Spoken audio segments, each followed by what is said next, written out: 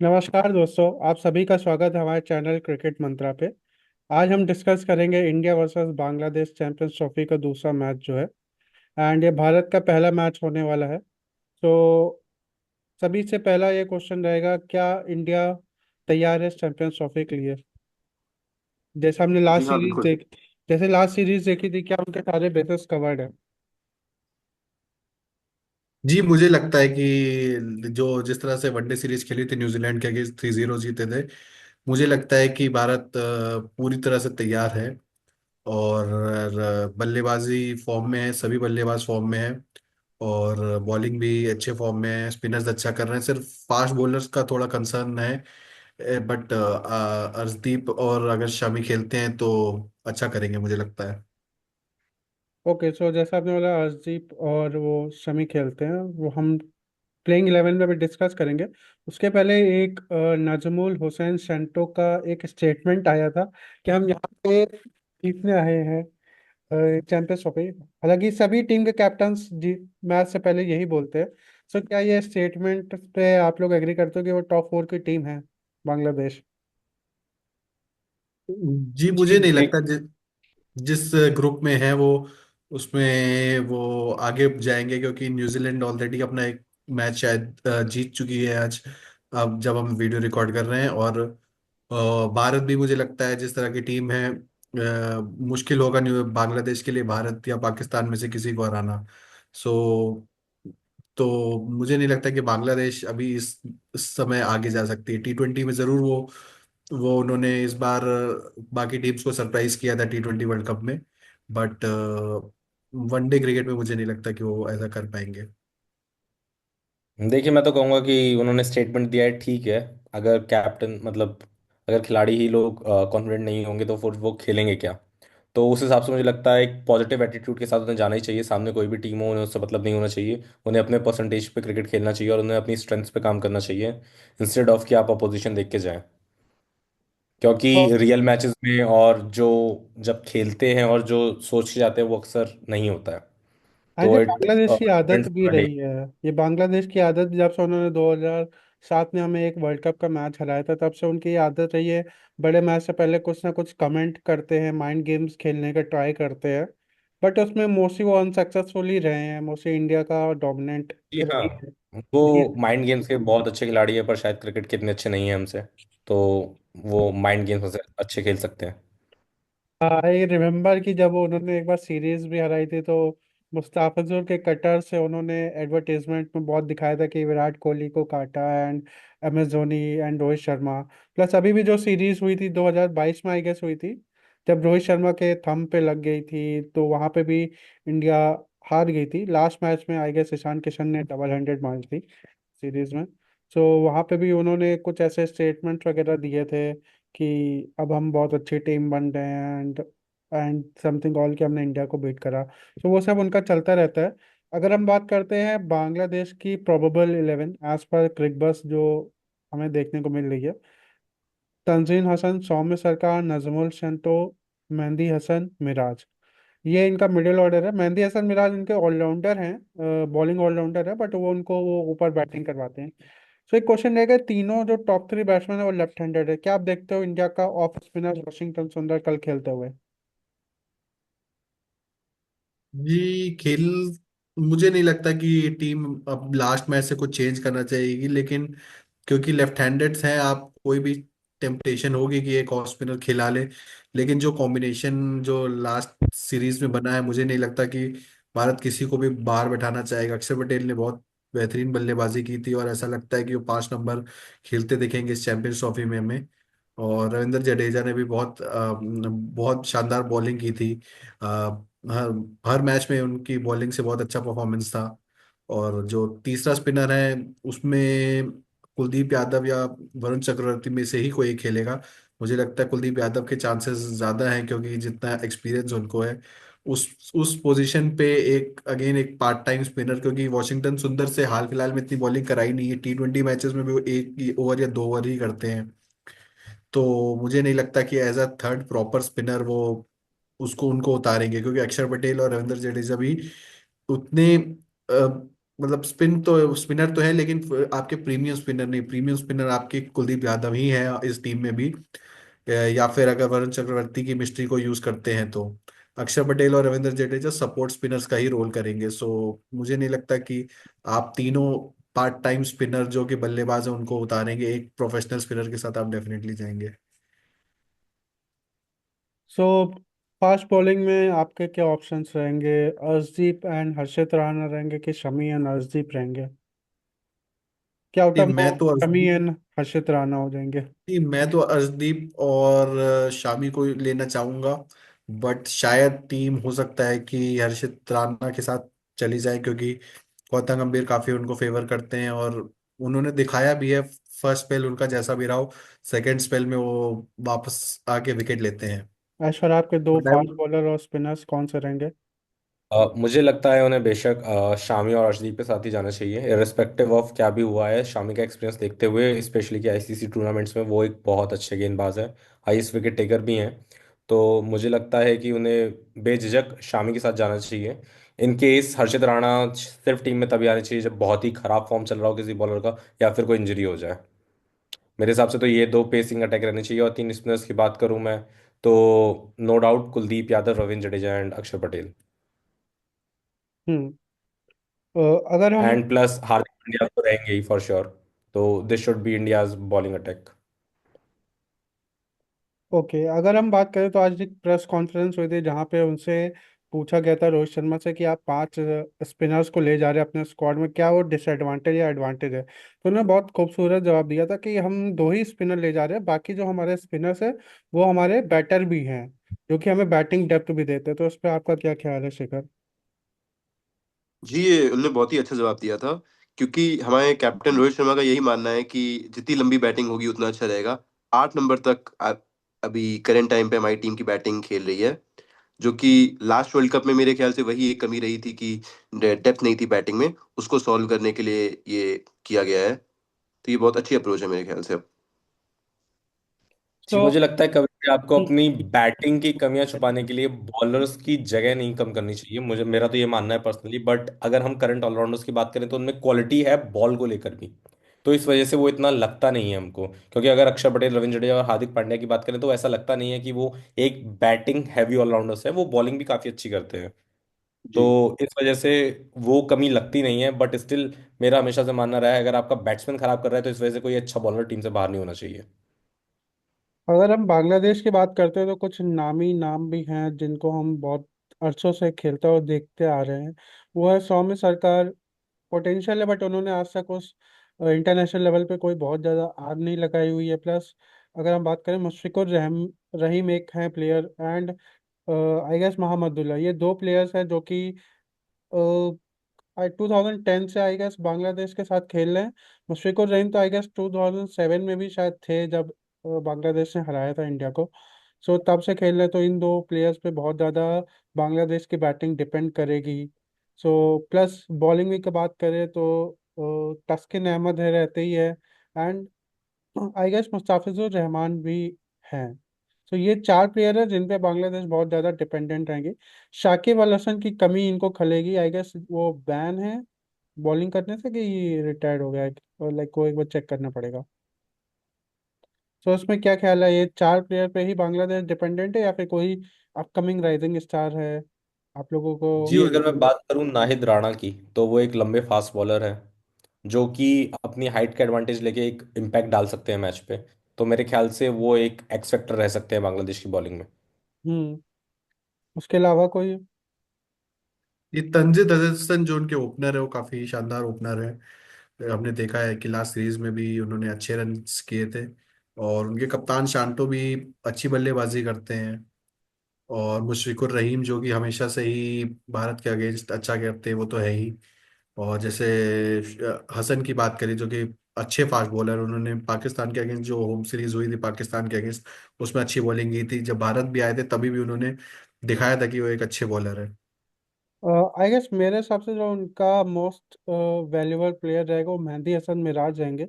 Mehndi Hasan mirage is definitely बहुत अच्छे allrounder है। बैट से भी ये बैटिंग भी अच्छा वो डिसेंट कंट्रीब्यूशन करते देते हैं हैं। और बॉलिंग से भी अच्छा करते हैं। ऑल्दो इंडिया में बहुत ज़्यादा लेफ्ट हैंडर्स नहीं है, और एक मिडिल ऑर्डर में आपको गिन चुन के अक्षर पटेल ही आई गेस दिखेंगे। सो उनका वहाँ पे तो नलीफाई हो जाते हैं, जो कि ऑफ स्पिनर है। बाकी नासुन अहमद करके जो बॉलर है, आई गेस उन्होंने पहले भी इंडिया के अगेंस्ट अच्छा करा हुआ लेफ्ट आर्म बॉलर है। आई डोंट नो उनको प्लेइंग 11 में जगह दी जाएगी कि नहीं दी जाएगी, बट उन्होंने पहले भी इंडिया के अगेंस्ट मैच खेल चुके हैं आई गेस T20s में खेल चुके हैं इंडिया के अगेंस्ट, जी जी। जो अभी हालिया सीरीज हुई थी इंडिया के अगेंस्ट। सो ये इंडिया की क्या प्लेइंग 11 देखिए, अगर एक एक करके आप लोग अपनी प्लेइंग 11 बता सके, स्टार्ट करते हैं शिखर के साथ। जी, मेरी 11 में रोहित शर्मा और शुभमन गिल ओपन करेंगे। हम्म। 3 number Virat Kohli. 4 number Shreyas Iyer. 5 number अक्षर पटेल। 6 पे विकेट कीपर KL राहुल। 7, 8, 9 में 3 ऑलराउंडर रहेंगे। सॉरी सॉरी सॉरी, मैंने मिस कर दिया थोड़ा सा। 6 पे बिल्कुल। 6 पे KL राहुल थे, राइट। हाँ हाँ। 7, 8, 9 पे हार्दिक पांड्या। जडेजा। जडेजा। सात कुलदीप आठ यादव। नहीं, 7, 8। हाँ हाँ, हाँ। 9 पे कुलदीप यादव। 10 पे अर्शदीप सिंह एंड शमी। ऐश्वर्या आपकी भी लगभग यही रहेगी, आई गेस आप ऋषभ जी हाँ, पंत। मैं इस प्लेइंग 11 में कोई बदलाव नहीं करना चाहूंगा मेरे आप हिसाब ऋषभ से पंत को फेवर नहीं करना चाहेंगे, ऋषभ पंत को ले। हाँ, फेवर करने की चीज़ अलग होती है, लेकिन क्या वो उनके साथ जाएंगे वो एक अलग चीज़ है। मैं तो हमेशा चाहूंगा कि ऋषभ पंत जैसा एक एक्सपेक्टर खिलाड़ी आपकी टीम में हमेशा होना चाहिए, जो कि गेम कहीं से भी पलट सकता है। एक वो छोटी सी पारी 30-40 रन की जो धमाकेदार पारी वो खेल जाते हैं बीच में, उससे पूरा मोमेंटम बदल जाता है गेम का। तो उस तरह के खिलाड़ी को मैं हमेशा प्रेफर करूंगा। और मैं देखता भी हूँ बड़े मैच में KL राहुल अक्सर जिम्मेदारी ज़्यादा ले लेते हैं अपने कंधों पर और काफ़ी धीमे हो जाते हैं। तो उस केस में मुझे लगता है, लेकिन अभी मुझे उस चेंज की ज़रूरत नहीं लग रही है, और ना ही मुझे लग रहा है कि भारतीय टीम वो चेंज करना चाहेगी। अच्छा, जैसे आपने बोला KL राहुल जिम्मेदारी ज्यादा ले, जैसे बाबर आजम ने आज ले ली थी। देखिए, बाबर आजम जिस पोजीशन पे बैटिंग करते हैं वहां पे आपको गेम सेट करना पड़ता है, और KL राहुल जिस पोजीशन पे बैटिंग करने आते हैं वहां पे आपको गेम के मोमेंटम को कंटिन्यू करना होता है। तो वहां पे आपको डिसाइड करना होता है कि आपके टॉप ऑर्डर बल्लेबाज क्या करके गए हैं, और हम्म। आपको उस हिसाब से खेलना होता है। और KL राहुल ने किसी चेज में ऐसा कुछ खराब नहीं किया था। वो तो पहले बैटिंग कर रहे थे, तो उनका पहला तो मकसद यही था कि वो आखिरी तक खेलें 50 ओवर तक। उसके बाद जो होगा देखा जाएगा। तो मेरे ख्याल से KL राहुल को इतना ब्लेम करना नहीं होगा जब आपके बाकी बैट्समैन भी काम नहीं किए। लेकिन in case of Babar Azam, तो वही एक मेन खिलाड़ी थे जो पूरा गेम खेले और आखिरी तक अपनी ड्यूटी नहीं निभा पाए। मैं कोई। तो मैं कहूँगा ये बहुत गलत चीज़ है, हम अगेन किसी प्लेयर्स को कंपेयर कर रहे हैं। हाँ और हाँ। मेरे ख्याल से इंडियन बैट्समैन की क्वालिटी पाकिस्तान के किसी भी बेस्ट बैट्समैन से भी बहुत अच्छी है। तो मेरे ख्याल से कोई कंपैरिजन बनता नहीं है। भाई कोई आपकी प्लेइंग 11 में कोई मतलब डिफरेंस या फिर कुछ। जी नहीं, मुझे लगता है नहीं लगता कोई चेंज होगा। Rohit and Gill will open, फिर विराट, श्रेयस अय्यर, अक्षर पटेल, KL राहुल 6, फिर हार्दिक 7, जडेजा 8। सिर्फ और सिर्फ एक स्पिनर जो देखना होगा कि वो कौन से स्पिनर के साथ जाते हैं, क्या वो कुलदीप यादव होते हैं या वरुण चक्रवर्ती होते हैं या फिर वॉशिंगटन सुंदर के को ट्राई करते हैं वो। और फिर 2 पेसर्स खेलेंगे, उसमें भी शायद अर्शदीप तो 100% मुझे लगता है खेलेंगे। और उसके बाद मोहम्मद शमी या फिर हर्षित राणा में से कोई फास्ट बॉलर खेलेगा। तो अगर हम वरुण चक्रवर्ती को लेके गए हैं, ये डिसीजन एकदम लास्ट डे पे लिया गया, क्या उनको एज एक्स फैक्टर रखा जाएगा कि नॉकआउट मैचेस में लाएं, अगेंस्ट ऑस्ट्रेलिया हो या फिर अगेंस्ट साउथ अफ्रीका हो, वो कर सकते हैं? या फिर उनका थॉट है, जैसे कि हमने वर्ल्ड कप में देखा कि हम 11 मैच तक सेम ही 11 खिला रहे थे, अनलेस अगर कोई इंजरी हो जाती है तो वो फोर्स चेंज हो जाता है, तो देखिए, टीम में कोई चेंजेस ना करके। अगर आपकी टीम जीतेगी तो मुझे नहीं लगता कि कोई चेंजेस होंगे। और मुझे बहुत कम चांसेस लग रहे हैं कि इस प्लेइंग 11 में कोई चेंजेस होने भी चाहिए। अगर एक आधा मैच ऊपर नीचे हो भी जाता है, जो कि नहीं होना चाहिए, there should not be any change in the playing 11। मेरे ख्याल से जो आप पहली एक प्री डिसिसिव टीम के साथ जाते हैं, आपको वही 11 खिलानी चाहिए, क्योंकि आपने उन पर कॉन्फिडेंस जताया है। और एक आध मैच के परफॉर्मेंस पे अगर आपको बाहर करना था तो आप चैंपियंस ट्रॉफी से पहले ही बाहर कर देते उन्हें। तो अब तो कोई चेंज का मतलब बनता नहीं है। These are extra player for situations, कि कोई एक ऐसा इंजरी हो जाए या कुछ हो जाए जहाँ पे आपको एक सब्स्टिट्यूट चाहिए ही चाहिए जिसको आप चेंज नहीं कर सकते, तो इन दैट केस वो खिलाड़ी होते हैं। तो there should not be any change in the whole tournament. Okay. So अगर बिल्कुल। इंजरी कंसर्न की बात करिए तो आई गेस इंडिया में कोई भी injury concern as of now नहीं है। मोहम्मद जी हाँ, शमी। नाउ कोई इंजरी नहीं लगती, लेकिन मुझे लगता है एक हार्दिक पांड्या जो कि पेसर भी हैं और काफ़ी लंबी बैटिंग करने का दमखम भी रखते हैं, तो उन पे एक थोड़ा सा हमेशा से डर रहता है कि उनकी फिटनेस को लेके या फिर कुछ फील्डिंग के चलते उनको कुछ हो ना जाए। क्योंकि हमने देखा भी है कि एक उनके टीम में ना होने से एक आपकी जो अजय टीम होती है वो एक मैच हार जाती है अक्सर। तो मेरे ख्याल से वो एक सबसे इम्पोर्टेंट प्लेयर है। अगर हम्म। मैं किसी को कहूँ तो मेरे ख्याल से सबसे ज़्यादा ध्यान उन्हीं को रखना चाहिए अपनी फिटनेस का पूरे टूर्नामेंट के लिए। हाँ आई गेस अब अगर जरूरत नहीं है तो उनसे बॉलिंग ना करवाई जाए, अनलेस अनटिल बहुत ज्यादा जरूरत आ गई, इनको पार्टनरशिप ब्रेक करनी है। आप जडेजा अक्षर पटेल से पूरे 10-10 ओवर करवा सकते हो एंड उनको रेस्ट दे सकते हो, क्योंकि हार्दिक पांड्या जैसा क्लच प्लेयर अगर मिस होता है तो we know 2023 World Cup finals में हमें उनकी कमी खली थी कहीं ना कहीं, even with the ball and even with the finishing. So अगर मैं सभी आप सभी से पूछना चाहूँ कि बांग्लादेश का एक प्लेयर, एक बैट्समैन एंड एक बॉलर जो कि इंडिया को ट्रबल कर सकता है, शिखर। जी मेरे ख्याल से लिटन दास एज अ बैटर हम्म। बहुत अच्छे रहेंगे, और बॉलर जो भी ऐशर जी आपने बताए थे, उनका क्या नाम था? ना हसन। नाहिद राना। शाहिद नाहिद राणा। राना। हैदराबाद, मैं उनके साथ जाऊंगा। अंबर आपका? जी मुझे लगता है कि मुशफिकुर रहीम ने पास्ट में भारत के अगेंस्ट रन्स बनाए हैं, तो वो बना सकते हैं। जैसे लिटन दास खेलेंगे कि नहीं ये इस पे मुझे पता नहीं, शायद वो स्क्वाड में है कि लिटन दास की नहीं। क्विंटन दास आई गेस शायद लिटन दास इस बार शायद है नहीं स्क्वाड में। स्क्वाड में सो नहीं है, जस्ट क्लिंटन दास। जी, सो बाकी जो उनके ओपनर है तंजीर तंजीर हसन अच्छे ओपनर हैं, वो 30-40 रन वो भी भारत के अगेंस्ट बना सकते हैं लियोन। बाकी बॉलिंग से मुझे लगता है कि तास्किन अहमद और नाहिद राणा दोनों अच्छे बॉलर हैं। तो पास्ट में तास्किन अहमद ने भी भारत को काफी परेशान किया है, और नाहिद राणा अपकमिंग अच्छे फास्ट बॉलर हैं, तो उनकी बॉलिंग स्टिल मैं कहूंगा बेटर है। मुस्तफिजुर रहमान भी है जो कि भारत को परेशान करते हैं। बल्लेबाजी में वो दम दिखती नहीं है, लेकिन हाँ गेंदबाजी जरूर, फास्ट बॉलिंग इनके पास है। अशर आपका? दो प्लेयर। मुझे लगता है कि पहले प्लेयर जिनका मैं नाम लूंगा वो तस्कीन अहमद है, क्योंकि वो ऊपर से बॉलिंग करते हैं, नई बॉल के साथ आएंगे और रोहित शर्मा उस समय अटैकिंग खेलने का प्रयास करेंगे तो वहां पे उनको एक आधा विकेट मिल सकता है। हाँ। तो पहला चॉइस मेरी तस्कीन अहमद रहेगी, और दूसरा बैट्समैन मुशफिकर रहीम। मुझे नहीं लगता वो बहुत ज़्यादा ट्रबल करेंगे, बट हाँ वो एक अच्छी 60-70 रन की पारी खेल सकते हैं एक 100 रन के स्ट्राइक रेट के आसपास से। ओके, मेरे ख्याल से आई गेस मैं महमूदुल्लाह के साथ जाना चाहूँगा, क्योंकि हमने देखा था 2015 वर्ल्ड कप में भी उन्होंने 2 सेंचुरीज लगाई हुई थी अपनी टीम के लिए। प्लस अगर वो टॉप ऑर्डर में खेलते हैं, ऑल्दो एज हो गई है उनकी, टॉप ऑर्डर में खेलते हैं तो वो एक अच्छी स्टेबल इनिंग खेल सकते हैं। बॉलिंग में तो मुझे मेहंदी हसन मिराज ही लगते हैं, क्योंकि इंडिया की स्पिन में कमी रही है, चाहे वो विराट कोहली हो या फिर बीच में शुभमन भी थोड़ा सा रुकते हैं, ऑल्दो वो अच्छा खेलते हैं, श्रेयस अय्यर वगैरह। बट मुझे मेहंदी हसन मिराज लगते हैं जो कि इकोनॉमिकल बॉलर हो सकते हैं। अगर यही सेम इंडिया की देखी जाए तो एक बॉलर एंड एक बैट्समैन, ऐश्वर्य, कौन चूज करना चाहोगे आप, तो कि कल के लिए? जी मैं विराट कोहली को चूज करना चाहूंगा एज अ बैट्समैन। मुझे उनसे काफ़ी उम्मीदें हैं कि अब वो रन बनाना शुरू करेंगे। और बॉलिंग में बात करूं तो मुझे लगता है कि अगर पिच में स्पिन है तो Kuldeep Yadav could be a prime bowler for India. Shikhar? कि मेरे ख्याल से बैटिंग में मैं जाऊंगा शुभमन गिल के साथ। उनका जो अभी हाली फॉर्म रहा है जो कि बहुत ही अच्छा रहा है, हर मैच में वो रन बना रहे हैं। बॉलिंग में मेरे ख्याल से अर्शदीप सिंह नई बॉल के साथ विकेट लेंगे। अबर? बॉलिंग में मैं अर्शदीप और बैटिंग में शुभमन गिल के साथ ही जाऊंगा दोनों। मेरे हिसाब से रोहित शर्मा एंड मैं शमी को देखना चाहूंगा। अगर ये दोनों रन और विकेट्स लेते तो आई गेस इंडिया प्रति क्लियर है कि वो फाइनल्स भी खेलेगी। हमने ये चीज़ 2023 वर्ल्ड कप में भी देखी थी, देन 2019 वर्ल्ड कप में भी देखी थी। इन दोनों पर इंडिया बहुत ज़्यादा डिपेंडेंट हो जाती है, चाहे वो विकेट्स लेने के लिए हो, चाहे रोहित शर्मा से वो स्टार्ट हो। सो मैं इन दोनों को बैक करना चाहूंगा।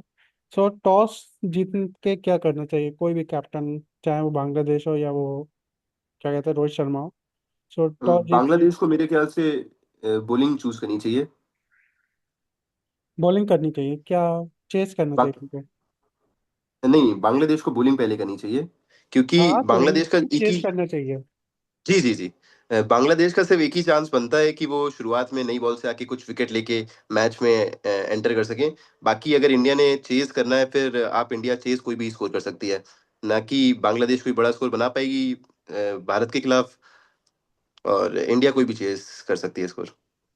हमारा टॉस जीत के क्या करना चाहिए? आई थिंक मुझे लगता है इंडिया को बैटिंग करनी चाहिए, अच्छी बैटिंग विकेट्स मिलेंगी तो अच्छा स्कोर कर सकते हैं इंडिया के बैट्समैन फॉर्म में। और फिर इंडिया के पास वो बॉलिंग है जो डिफेंड कर सकती है। श्योर, आपके हिसाब से प्लस क्या करना चाहिए? स्पिनर्स हैं। जी, अगर रोहित शर्मा टॉस जीतते हैं तो बेझिझक वो बैटिंग ही चुनेंगे, लेकिन अगर बांग्लादेश टॉस जीतता है तो डिपेंड करता है कि क्या ड्यू आता है दुबई में। अगर ड्यू आता है तो मेरे ख्याल से बांग्लादेश को पहले बॉलिंग कर लेनी चाहिए।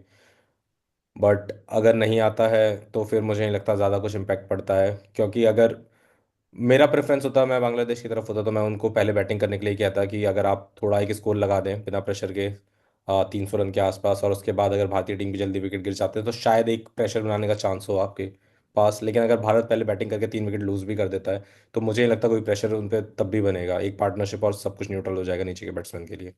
सो आज मैं जो न्यूजीलैंड वर्सेस पाकिस्तान का जो मैच था तो उसमें देख रहा था।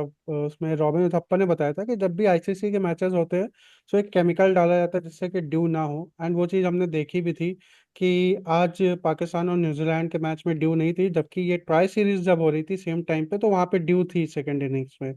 सो हो सकता है वो दुबई के मैचेस जहाँ पे इंडिया के लिए वो भी डाला जाए तो ड्यू। ये थी, पर शायद आपको दिखी नहीं, बाबर आजम की पारी बार बार फिसल रही थी उनके हाथ से, तो वो तो साफ झलक रहा था मुझे उनकी बैटिंग में। हाँ वो नाइस वन, बट वो है डाला जाएगा केमिकल, सो मे बी वो ड्यू ना हो।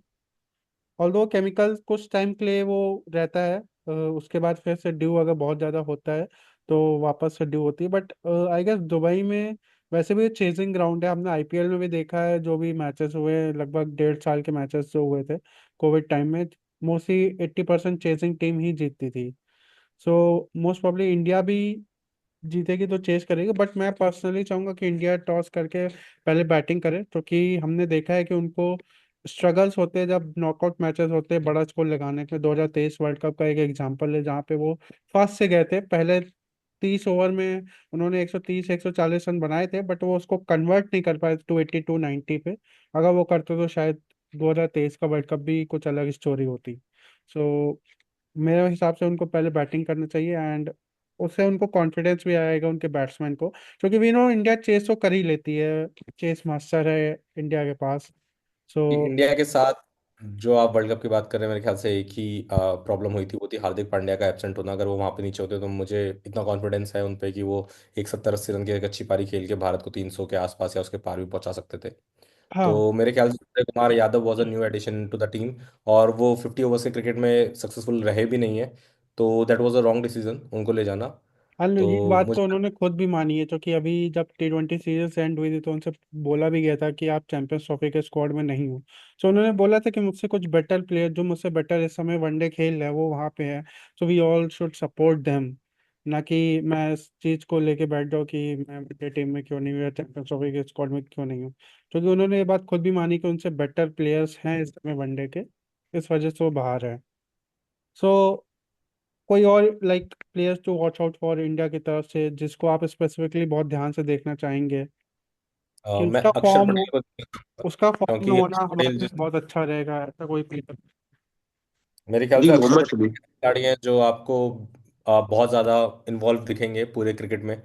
लाइक वो बॉलिंग भी डालेंगे, फिर वो बैटिंग भी ऊपर करते हैं अब। तो मेरे ख्याल से उनका इन्वॉल्वमेंट एक क्रूशियल हो जाता है जिस नंबर पे वो इस समय बैटिंग और बॉलिंग कर रहे हैं। तो मेरे ख्याल से ही इज़ अ की प्लेयर फॉर इंडिया, जो पूरे टाइम एक बिजी प्लेयर रहेगा टीम इंडिया के लिए, चाहे फिर वो बॉल से हो या बैट से। इवन विद फील्डिंग भी वो हॉट पोजीशंस में ही लगते हैं जनरली, एंड इवन वो जी हाँ। वाइस कैप्टन भी है इस समय। आज हमने विजुअल्स भी देखे थे, रोहित शर्मा उनसे बहुत ज्यादा एनिमेटेड होके बात कर रहे थे, प्लस उनके साथ वीडियो एनालिस्ट वगैरह भी थे। सो क्या दो किससे? अक्षर पटेल से अक्षर पटेल T20 में वाइस कैप्टन है। यहाँ तो शुभमन गिल होंगे ना। यहाँ सॉरी, शुभमन गिल यहाँ वाइस यहाँ कैप्टन सुमन है। के यहाँ लिए। शुभमन गिल, सॉरी। सो दो लेफ्ट आर्म स्पिनर होना क्या टीम में नुकसान है? अगर जिस टीम के पास बहुत सारे लेफ्ट हैंडर्स है लाइक बांग्लादेश, जिनका टॉप 3 ही लेफ्ट जी हैंडर्स है। जी, नहीं, अगर आपके पास क्वालिटी बॉलर्स होते हैं तो आपको इतना फर्क नहीं पड़ता है। जडेजा और अक्षर पटेल बहुत ही क्वालिटी स्पिनर्स हैं। उनको इतना फर्क नहीं पड़ेगा लेफ्टी बैटर हो या राइटी बैटर हो। आई गेस वनडे में वैसे भी इतना फर्क नहीं पड़ता है, जी क्योंकि वनडे में आप दूसरे एंड से एक दूसरा बॉलर लग सकता है, एंड इंडिया के पास जो नंबर ऑफ ऑलराउंडर्स 3 है तो वो एक एडवांटेज की बात होती है। सो जी अगर मैं बात करूँ हार्दिक पांड्या की, हार्दिक पांड्या इतने नीचे आ रहे हैं, क्या उनके लिए कंसर्न है? क्योंकि ऐसा ना हो जो 2017 चैंपियंस ट्रॉफी में हुआ कि वो अकेले एक एंड से खड़े हैं एंड उनका सपोर्ट देने के लिए कोई बैट्समैन ही नहीं बचा है, सो वो बहुत नीचे आ रहे हैं।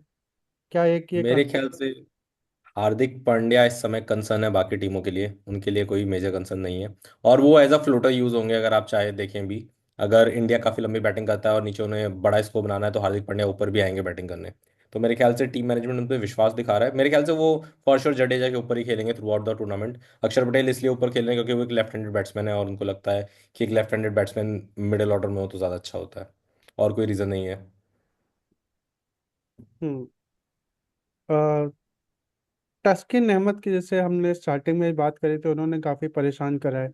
सो क्या रोहित शर्मा का अप्रोच सेम ही होगा जो हम उनको लास्ट वर्ल्ड कप से देखते आ रहे हैं, कि उस अप्रोच में कोई चेंज होगा? कि फर्स्ट मैच है, बटरफ्लाईज होंगी तो मतलब कुछ चेंजेस करेंगे, कि सेम अप्रोच के साथ ही इंडिया खेलेगी?